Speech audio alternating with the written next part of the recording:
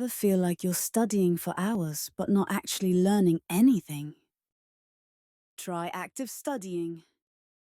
Active recall is a scientifically proven method where you test yourself before checking your notes. Instead of just reading or highlighting, you actively try to remember key concepts. Here's how you can use active recall. 1. Close your notes and try to explain a topic out loud. 2. Use flashcards. Write a question on one side, the answer on the other, and quiz yourself. 3. Teach it to someone else. If you can explain it, you know it.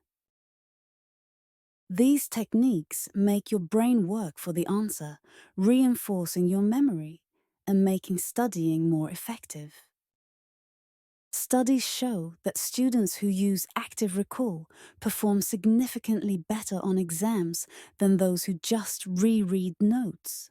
So, ditch the highlighter, start testing yourself, and watch your grades soar.